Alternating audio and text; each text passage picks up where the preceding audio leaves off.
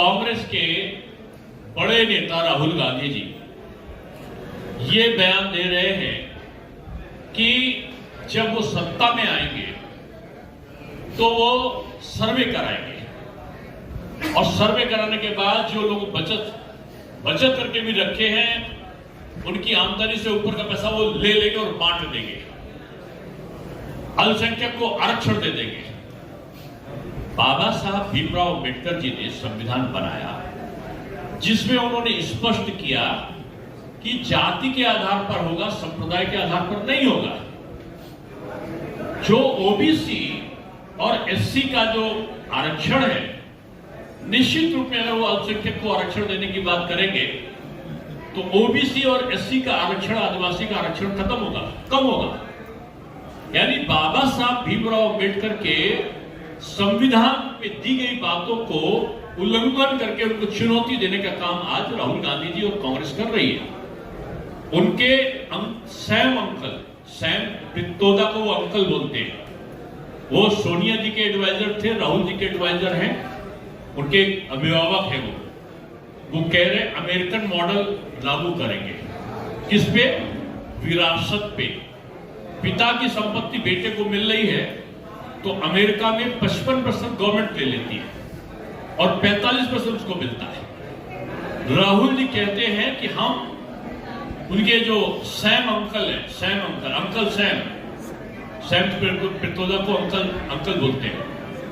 तो ये अंकल हैं, वो बोल रहे हैं कि अमेरिकन फॉर्मूला लागू करेंगे और जो संपत्ति को उन्होंने कमाया है वो संपत्ति का वो 55% ले लेने, ये प्रावधान करने की उनकी इच्छा है। आप देखो, उद्धव जी ने अभी तक का इसका विरोध नहीं किया। क्यों? पवार साहब ने इसका विरोध नहीं किया। क्यों?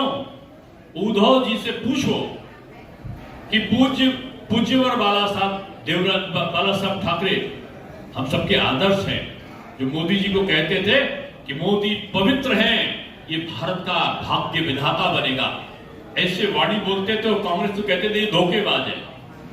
उनके बेटे बाला साहब ठाकरे की बात को ना मान के वो क्या है, विरासत की बात जो सैम अंकल और जो राहुल गांधी कर रहे हैं उसका विरोध नहीं कर रहे।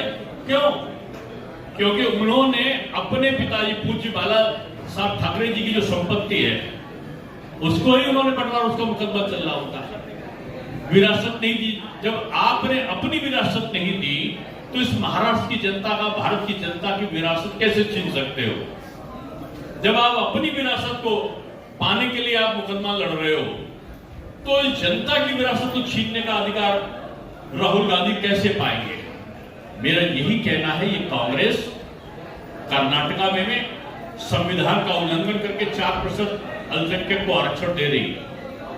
अभी वहां 500 मेडिकल की सीटें थी, उसके 150 सीटें बगैर आरक्षण के उनको आरक्षण के नाम पर उनको दे दी गई 150 सीटें। अल्पसंख्यक का कल्याण हो, ये बीजेपी की नीति रही है। हमने उनको राशन दिया, उनको मुफ्त शिक्षा दे रहे हैं, उनको फ्री का राशन के साथ साथ 5 लाख का कवर भी बराबर से दे रहे हैं। हिंदू और मुसलमान में हम अंतर नहीं करते, सबका साथ सबका विकास, सबके लिए प्रयास। लेकिन कांग्रेस हिंदू को नीचे करो और उनको ऊपर करो की जो नीति लाई वो बर्दाश्त से बाहर है। हम सबको, अगर मुस्लिम गरीब है हम उसका उत्थान करेंगे, ये बीजेपी की नीति है। हम उसको राशन भी देंगे, पढ़ाई भी देंगे, हम उसको आयुष्मान कार्ड का 5 लाख का कवच भी देंगे, लेकिन हम एससी का, ओबीसी का आरक्षण छीनकर उनको नहीं देने जा रहे हैं। ये हमारी नीति है और हम बीजेपी के रहते हुए, मोदी जी के रहते हुए ये संभव नहीं होगा। इस संविधान का विरोध, बदलने का षड्यंत्र करने वाली कांग्रेस है, ये संविधान बदलना चाहती है और उसका सहयोग उद्धव जी और शरद पवार जी दे रहे हैं। इसलिए ये तीनों महाअघाड़ी बाबा साहब के संविधान को बदलना चाहती है, इसलिए वो षड्यंत्र कर रही है। और मैं इसीलिए वो जो 13 सीटें थी, 13 की 13 सीटें महाअघाड़ी हार रही है और बीजेपी 13 की 13 सीटें जीत रही है।